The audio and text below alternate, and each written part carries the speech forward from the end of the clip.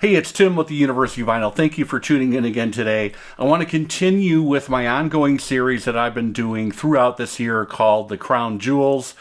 The Crown Jewels are 50 of the best sounding records in my collection according to my ears, my setup.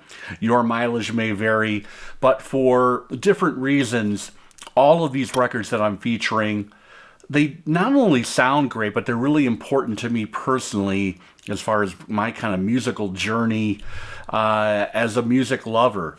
And I want to talk today about the first two songs that were actually put down and released by New Order. You can see that I have Ceremony and In a Lonely Place right here in my hand. This was the original version of Ceremony. This was released back in March of 1981. These two songs were recorded in September of 1980 in a recording studio in East Orange, New Jersey. Martin Hannett was the engineer-producer.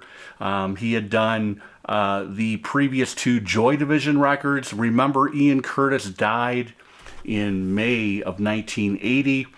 It was a huge shock to the band, although there were, signs that he was depressed. They weren't sure what was going to happen. The interesting thing about these two songs, there are actually rudimentary recordings with Ian Curtis on lead vocal. Bernard Sumner actually had to, I read about this on Wikipedia, I believe, because of Ian's kind of mumbling style on some of his vocal work, particularly on Ceremony, they really had to kind of break that recording down, the recordings that they had, so that Bernard could actually figure out what a good approximation of the lyrics were. So you have two songs that were originally Joy Division was working on, and the other members of the band saw a really cool future, particularly in that song Ceremony. Stephen Morris is on record as saying that he thought Ceremony was a stone cold radio hit the first time that he heard it, and it was and is, I'm gonna say, it's a transcendental rock and roll song. It is post-punk perfection, particularly on that first version. So they went back into the studio in September of 1981 after Gillian Gilbert had joined the band, and she was on rhythm guitar along with Bernard on lead. And so you have a second version, and there are differences between the first version and the second version. The first version is much more Joy Division-y. It's very atmospheric, it's dynamic, there's kind of separation or stereo imaging happening, particularly on the recorded drum sounds on this song. And there's a lot of dynamic stuff happening between the verse and the chorus, something that the Pixies studied greatly, I'm going to say.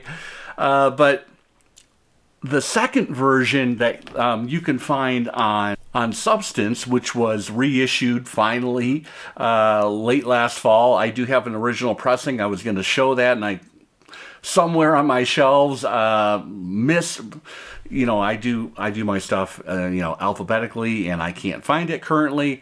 It'll pop up anyway. That second version is a little more less reverby as far as the recording is concerned, a little more polished.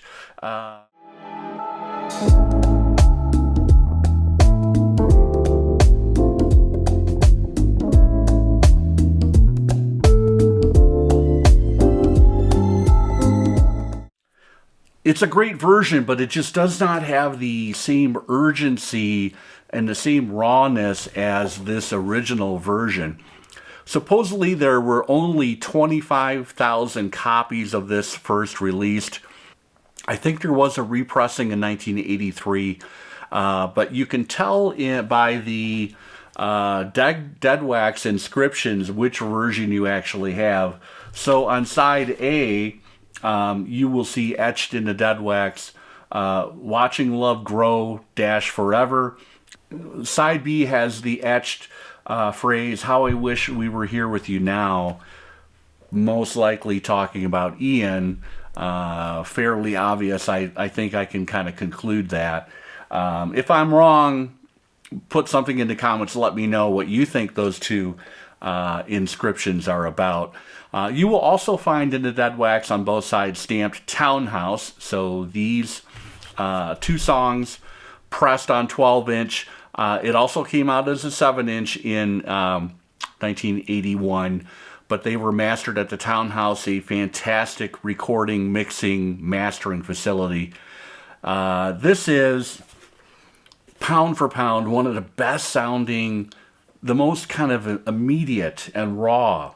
There's a little bit of distortion in Bernard Sumner's guitar chords, but again, there's a little bouncing and the stereo imaging on the drum sounds.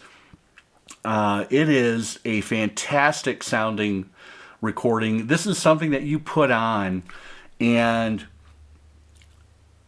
it makes you feel the music. So I still get kind of hairs sticking up on my arms, maybe the back of my neck, when I put this on at full volume. It is just such an immediate, uplifting song, incredible emotion, and if you know the backstory, even more so. So if you can find one of these, I highly recommend picking it up. Again, supposedly only 25,000 copies were pressed initially, and that is the original UK inner sleeve that I have. And of course, it's on that dark green Factory Records label. I'm going to put up a picture of the etching on side 1. That's it. New Order, one of my favorite bands. This was the first instance of them as the new band, as being out there as New Order with these two amazing songs, particularly Ceremony, probably still my favorite New Order song. And back to version 1 versus version 2. Version 2 sounds a little more like New Order moving forward. Version 1, there's still a lot of Joy Division in that sound. So there you have it. Episode 13 of The Crown Jewels, the 1981 original version, original release, 12-inch, 45 RPM, Ceremony, and flip side, In a Lonely Place. Thanks, everybody. Hope everyone is having a great day. Take care.